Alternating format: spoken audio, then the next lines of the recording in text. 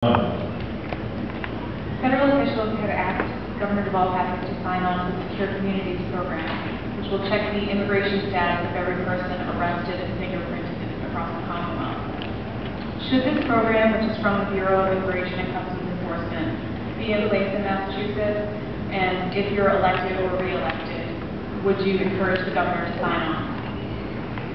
Yes, when I am elected, I would encourage the governor to sign on to that. I'm going to take this opportunity to address the immigration issue. We need to secure our borders. We need to secure our southern border. It can be done. We need to secure all of our borders. We need to know who's in our country. We need to know why they're in our country. After we secure the borders, we need to address the issue of the illegal immigrants that are here today. The best way I can see to do this is to ask every illegal or legal immigrant that runs into a problem with the law and is convicted to leave the country. Ask every legal or illegal immigrant that habitually goes on our social services to leave our country. After that, every illegal alien should be given the opportunity to have a temporary work visa that needs to be renewed every 6 months to a year. At that time, they should be asked, are they assimilating? Are they learning our language? Are they making America a better place like immigrants have always done? If the answer to that is yes, their work visa should be renewed. If they want to become a citizen, and one would hope they would, after doing all that work, they should get in line behind the people that are coming into our country legally. I think that's a common sense solution to the huge problem that we have today. Thank you. Thank you, Mr. Gunn. Mr. Olver, you have a minute and a half. Indeed, we have lots to do in the immigration situation.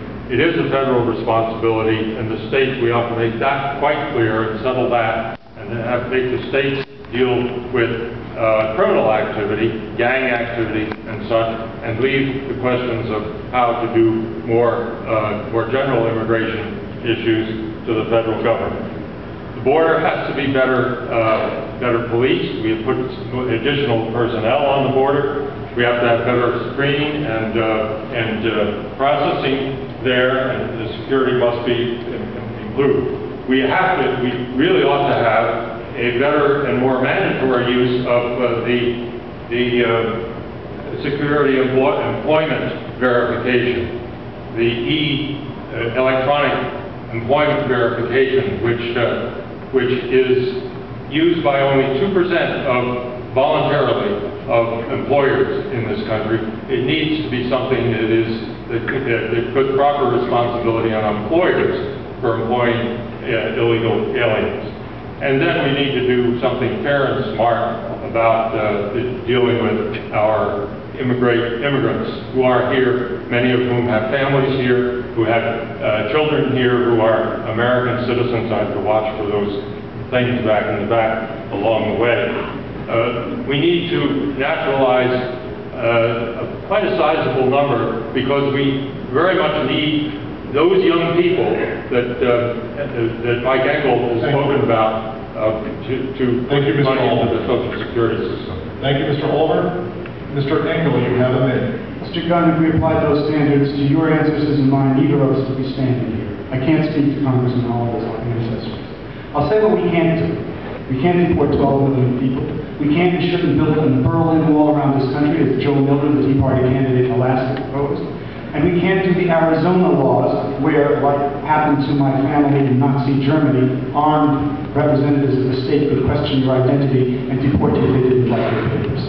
What we need to do to reduce the tensions is put people back to work. That will at least reduce the nastiness and anxiety about immigrants supposedly stealing jobs. Then we have to find some kind of rational way to absorb the 12 million, rational legal way to absorb the 12 million people who are already here. And of course we have to secure our borders. We have a right to that. Thank you, Mr. Engel.